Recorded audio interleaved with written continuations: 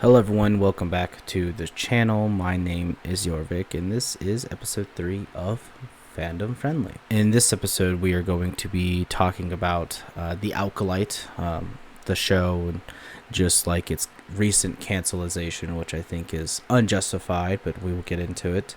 I'm also going to be talking about the kind of what I think the future of Star Wars is going to be, as well as diving into a little bit of, as well as kind of diving into the toxicity that is the Star Wars fandom, and just kind of giving my overall thoughts on it. Now, obviously, I know I look like the type of person that would hate this type of show, who claims that Disney is woke and all of this weird stuff that people on the right seem to be circulating in this big echo chamber that they can't escape from. But I assure you, my initial thoughts on the Acolyte is that I genuinely loved the show and I loved the characters. Now, don't get me wrong, the show is not perfect. There is a lot of issues I do have with it, and some of the issues I have with it are genuine complaints, not because women, as some of these fans seem to complain about. We will get into it, but first, if you like this type of content and if you want to spread positivity among the Star Wars fandom and other fandoms that are out there, please consider liking and subscribing. I assure you this is a safe space for everyone except for toxic people who want to just complain. But if you want to feel welcomed, then by all means consider liking and subscribing. Anyways, so let's go ahead and get into it. The Acolyte. It's been a month since it's ended, and while I haven't rewatched it, there were a couple key episodes that I did rewatch. Refresher on the big plot points, story beats from that show. So let's just go ahead and just kind of talk about it overall before we get into the cancellation news and what my thoughts are on that. So like I mentioned, overall, I like the show. I like the High Republic era. This is the first time that we've seen it in live action. Obviously, the High Republic is a relatively new phase in the Star Wars canon, starting with the High Republic books that came out. I want to say it's been a while, 2015, I think, right around the time Disney, or a little bit after the time Disney bought Star Wars, so probably around The Force Awakens. So 2015, I believe, is when the first phase of the High Republic era was coming out. Of course, we've also had some comic books related. We've also had some video games related, specifically Jedi Survivor that came out. Was that early last year? There is a character that comes from the High Republic, and it just helps build out some of that world building from the books. Personally, I wish the show was more deeper into the High Republic. The show takes place about 100 years before the events of the Phantom Menace, so the Skywalker saga as we know it, and kind of show us the beginnings of this. The hubris of the Jedi and how the Jedi can be clouded, because that was the whole point, right? The whole point of the show was to it's probably not the whole point, but just it's one of the takeaways you can take from this show is that it is a precursor to the rise of the Empire, right? The rise of Palpatine and Darth Vader, and the fall of the Jedi, etc. The seeds are technically planted in the show. Obviously, the show can put those seeds in there because of just when it takes place, but you can watch this if you're new to Star Wars, and you watch this and you'd be like, the Jedi are kind of not good people, and then you watch episode 1, 2, and 3, you'd be like, oh, okay, no, see, that makes sense. And I think a lot of people need to understand that this is just part of a story, right? It's the same thing when the Book of Boba Fett came out a few years ago. That show probably shouldn't have existed. I'm in the camp that agrees that it probably shouldn't exist, but overall that show didn't do a lot for the lore. Just reintroduce Boba Fett into the modern timeline so he can be a character probably in the upcoming Mandalorian Grogu film, as well as whatever Dave Filoni and Jon Favreau have cooking up for the finale of their whole Mandoverse, as they're calling it. Take my headphones off, getting itchy. But back to the Acolyte, I do think that the main issue of this show for me is the pacing. That seems to be the general consensus from what I've seen online. That's not the toxic hate, and I would agree with that. But I think people also need to realize that unlike the Marvel shows or the other Star Wars Disney Plus shows, those were made by movie people, and so obviously with the movies, they are paced a certain way, because like in most cases you have to tell a story in 2 to 2.5 hours, and that's why other Disney Plus shows have this pacing problem, is because when you have, especially the Marvel shows that are only like 6 episodes, besides like WandaVision and She-Hulk, but you have these issues where they're not written like shows. They are written as a 6-hour movie, and they're just kind of cut to kind of fit to that narrative. So that's why the pacing feels off for those Marvel and the other Star Wars shows.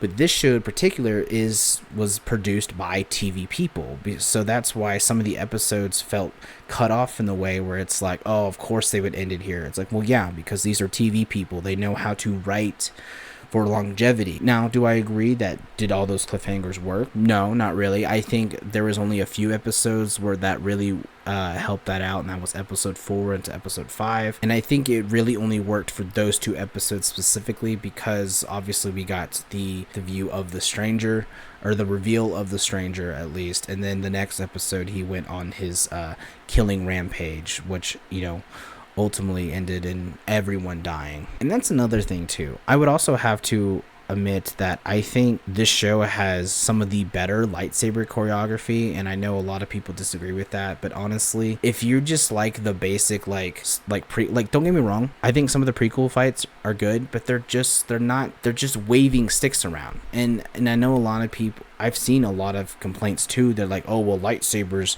they're supposed to be this light thing, and they can wave them around all willy-nilly, but this Disney woke stuff they're like heavy, and they have like a presence, and like they have to fight a certain way. It's like, well, yeah.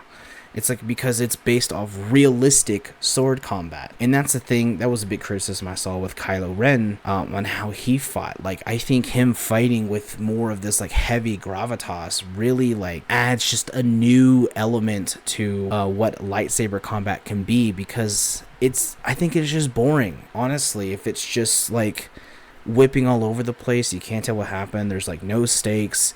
But in these lightsaber fights, there are stakes, and I do love that they also incorporate a lot of hand-to-hand combat, which is something that we don't really see in Star Wars. And it's something that, like, if you are a Jedi or a lightsaber wielder and you get disarmed, you just be like, oh, well, I'm sorry. No, you're gonna continue to fight. And that's what I, again, appreciate in this show, that it does showcase different fighting styles. Another thing I really enjoyed is the lore. Like, I really love the sense of this dark magic that this coven of witches uses. And a lot of people complain, they're like, why do we have to have a witch coven? And it's like, witch covens have existed in Star Wars for decades. Okay, first of all, not a new thing. Second of all, you only hate it because they're lesbian witches, and obviously that's awesome. Dude, come on, grow up. I should mention, I am a huge ally of the LGBT plus community, because I don't think I've ever mentioned it in a video, but I am, I guess, part of it. I am a open bisexual male. So anything gay in Star Wars or in my fandoms, I just love it, because it's just more representation, and it's more things that people can look up to and be like, hey, look, that's me. I love that. Surprise, I guess.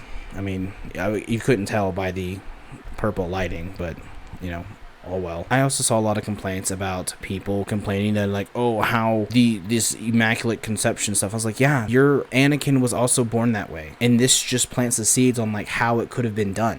Witches using the dark side of the Force, using these weird rituals and stuff that we didn't really get to see fully played out, but I would love to see exactly how that works. I don't know, it's just really annoying, because it's like, all this Twitter echo chamber of just all of these, actually, I wouldn't even call them men. They're mostly boys. They're children who complain about all of this, woke stuff that, one, doesn't exist. Just because a black person exists in a show is not woke.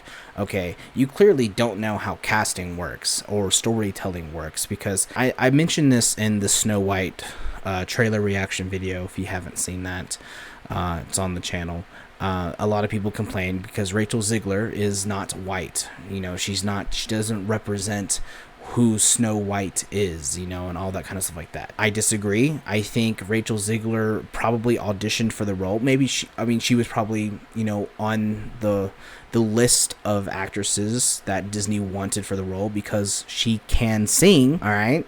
Just keep that in mind. And she was just the best singer and probably the best person to embody this role. It wasn't because Disney wants to have a Latina play Snow White. That's not it. It's not that deep. Okay, you can also argue that with the Little Mermaid and Halle Bailey, and how she was probably the best person for the role, not because she was black and Disney needs to fill a quota, but it's because she is a great singer and she could play the role. Also, these characters are fantasy. They're not real. They're not based off of real people. Because I do agree with like the whole thing with Netflix, like a couple years ago, having a Cleopatra show and casting an all black cast. I do think that was a little much, because Cleopatra, one, she wasn't African, and most people in northern Africa, specifically in Egypt and like Algeria and like the Red Sea and like into the Middle East, they aren't black. Most of them are, brown. And obviously, when you get further north, they're more fair, lighter skinned. So like that, I get, when you look at it logistically, these fake characters that don't exist in the real world, why do you care so much? Why does it bother you so much that there is a black main character? There's a black woman main character. Why? I just don't understand it. I'm sorry. Man, I'm starting to sound like these people, but just the opposite direction. So overall, look, I love the Acolyte. I was really excited for the lore, and let's talk about the lore. Actually, let's talk more about the lore, because I am a huge lore guy. I love like fantasy. I love, I have my own superhero universe that I'm writing. I have my own fantasy universe that I'm writing, and sci-fi stuff. I mean, the idea of world building to me is very important when you are, reading a book, when you're watching a movie, that kind of stuff. Like, I actually have an entire video dedicated to creating your own superhero universe, so if you want to see that, you can go in the description. But it talks about world building stuff and how like over time you can develop these different aspects of your world, and that's what Star Wars does. That was the whole point of the expanded universe, was to establish new stories, new points in time, new characters that, oh, hey, this is what this character was doing in the background while this was happening. I mean, like, I do really enjoy that stuff, and that's why I think shows like Andor really, I think Andor is the best. I think that's peak Star Wars, personally. I think that is what I want Star Wars to be as a fan. Like, it's just like, I love seeing these grounded characters, navigating, the world that we're already familiar with, and that's why I really liked Andor. Same thing with Ahsoka. I mean, obviously with like Ahsoka and Boba Fett, and you can argue with The Mandalorian at least as well. All of these shows, and Obi-Wan Kenobi, like all of these shows, these are characters that we already know. Ahsoka, for a great example, was that the last Star Wars show came out last year? I really liked Ahsoka as well, and I think the whole mythology around like Peridia and like in how Dave Filoni just entwined a little bit of Norse mythology. I mean, obviously, I'm a Norse pagan, so that stuff I really resonate with, but like just the idea that like, oh, Night Sisters of Dathomir, they're not actually from this galaxy, they're from a completely other galaxy that we've never been to before, and like all of these like other magic stuff that goes into play. Like I just love that stuff. And then of course that show ends on a cliffhanger, with Baylan Skoll looking for Abeloth, who is like this forced creature woman in the Star Wars lore who we've never seen in live action before. I think she's mentioned in like legend books and all that kind of stuff like that. But, it's something that I'm looking forward to in Ahsoka Season 2. Plus, Thrawn. Awesome. And I think that was the big downfall of this show as well, is that none of these characters we know. Obviously, there is Vanessa Rowe, who, if you read the High Republic books, she is in those as like a child, like a young Jedi and all that kind of stuff like that. She's really the only familiar character that if you've read those books you would recognize and kind of be like, okay, like I get this character. But to the overall world building, I really enjoy, because like we have Chimera, who is played by Danny Jacinto, who I think deserves better, because I find him as a villain very menacing. The way that he, very big highlight of the show, when you first meet him, he's kind of this bubbling fool, and that's something that a lot of villains do, like in the Star Wars universe. So it's not the first time this has happened, and just the way that he can just switch to this like menacing villain and then back to a more caring person, like he did with Osha in the latter half of the season. And just, I want to learn more about him. Plus, he's probably a we got a shot of Darth Plagueis in this show, who we've never seen in live action before. He's been in Legend stuff. Seeing him for the first time as this dark entity on this island, we don't know anything about him. So I hope somehow we continue this thread, whether it be a sequel book or a comic series. I mean, I just really hope that Disney and Lucasfilm find a way to just continue the story. With that being said, let's move on to the news this week that the Acolyte was canceled. Deadline, I mean, many people reported it, but I saw the first one I saw was from Deadline. Obviously, I'm upset about it. I mean, it's not like the end of the world for me. But it's still just like, we're not going to see these characters again. And it's really upsetting because contrary to the popular opinion, I think the acting was great in the show. Don't get me wrong. Not all the acting was, solid A+ S tier. I mean, there are dips in there, but for the most part, the acting was generally good, especially from Lee Jung's character, Soul. And it's just so disheartening as well, because my man learned English for this role. Learned English. In like a lot of people, again, the toxic fans criticized his role because he was very stilted. He wasn't animated enough and blah, blah, blah, blah, blah. But yeah, because my man, this is a second language to him. He's never spoke English before. And these people who don't know what it takes to learn a new language, not only performing it in a TV show is just baffling to me. Like the way that people just can't comprehend most of the world just doesn't speak English. It's just crazy to me. Maybe it's just an American thing. I, for one, love English. Or I'm sorry. Whoa, hold on. I, for one, love language is what I meant to say. I'm currently learning Icelandic. I'm learning Swedish. I've dabbled in Spanish because I am Hispanic, obviously. And obviously I took, not obviously, you don't know anything about me. I took French in high school, and but I still surround myself with those. Like, I'm not fluent in any of those languages, but I still surround myself in those languages. So like, I listen to Spanish music, I listen to French music, I watch French TV, Swedish TV, Icelandic TV and music, and all this kind of stuff like that. And so to me, language is fascinating, and just seeing, other actors learning a new language just for the sole purpose of this role, I think is endearing. I think it is probably a highlight of their career, honestly. And then too, a lot of like the way that actors are comes from directing. Again, and a lot of these people who don't understand that, like, oh well, their acting sucks. It's like, well, no, but it could be a directional thing, right? It could be the scene maybe called for a different type of emotion, and the director wanted this, or maybe the director gave leeway to the actors and actresses, to form their own version of the character, because that's ultimately what happens. I mean, for all of the stuff that I've seen, by the way, if this is your first time seeing me, I am a filmmaker and director and writer. So all of the actors that I've worked with, I did give them leeway, but at the same time, as a director, I made sure, hey, this is the emotion of the scene. This is how I want this character to act. This is how I envision them to act. This one happened before. This is what's going to happen after. Like, there's a lot that goes into it. It's not just, all right, read the lines off the page and action.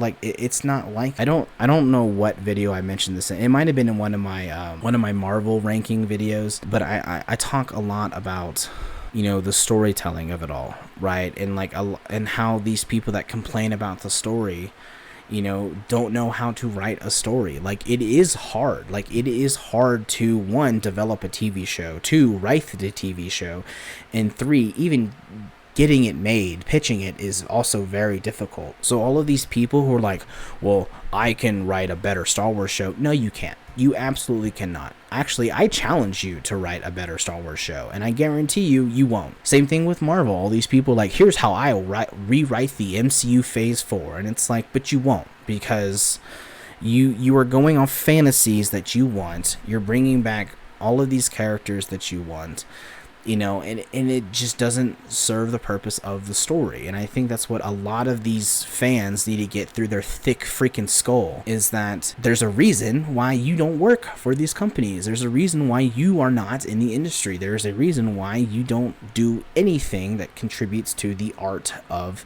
creating a TV show or movie. It's because you don't know how to. And that's what I say to the people that criticize the storytellers, criticize the directors, criticize the actors, criticize the screenwriters. Like, yeah, is everything perfect? No, absolutely not. But people also have to remember that there are so many hands in the pot when it comes to making a TV show and a movie.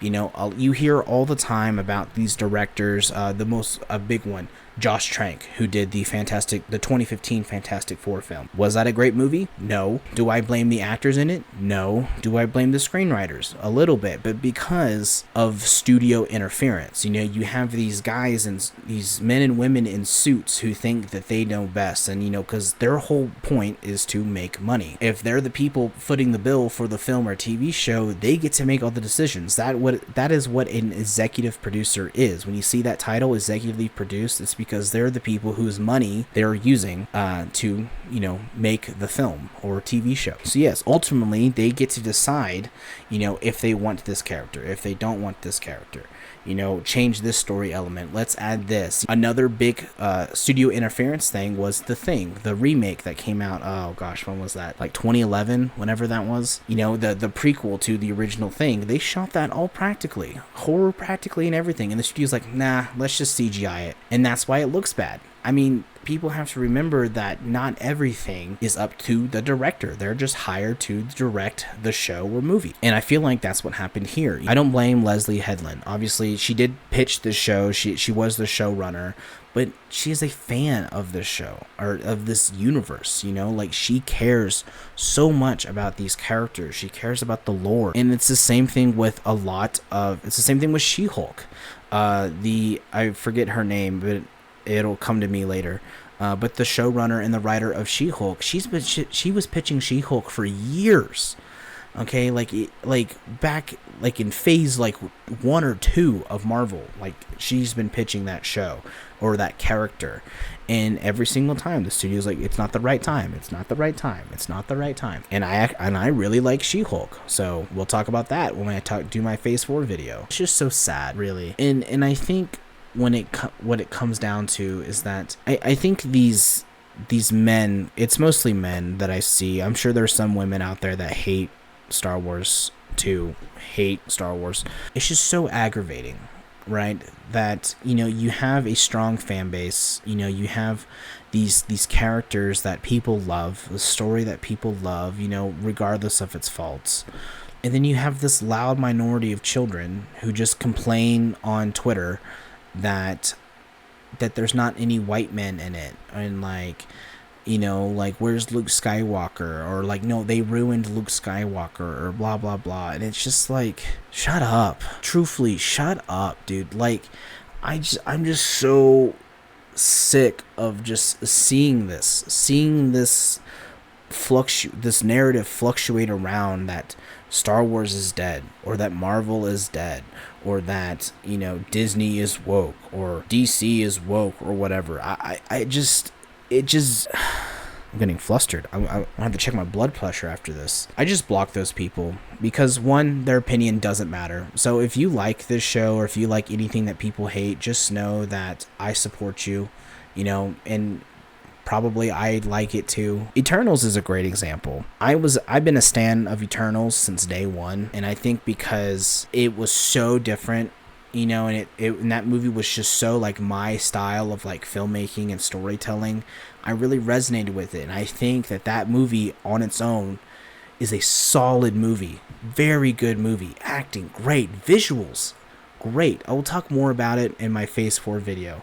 But just recently, I've been seeing a lot of people on Threads and Instagram and stuff talking about, they're like, why did I skip this movie? This movie is great. Why is everyone dogging this movie? I really like this movie. And I've been seeing that love for She-Hulk as well, and Miss Marvel, and the Marvels. All of these projects are so good, and people just throw them away because women and people of color, and it's just so frustrating. I don't know if I mentioned this yet in this video because I've been kind of heated about it, but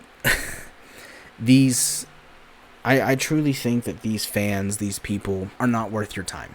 All right, these people probably have never even seen the show. Okay, two, they're always reporting on like, oh look, Disney, we won, we canceled, and that's the thing that we need to realize, that we have to take this fandom back because of these children, these little boys, okay, that cry on Twitter all day and to hope that Elon sees them or whatever, and complain about woke that doesn't exist, and complain about these fantasy characters that are aliens, they're not even on Earth, are just a little bit different than them, and that they mock them. They're just a loud minority. Those people don't matter. Those people don't have lives. Those people don't understand what it's like to create art, because those are the same people that are just so willingly letting AI take over their life, which is crazy to me. And at the end of the day, like I said, we need to take our fandom back, because this is a win to them. And if they think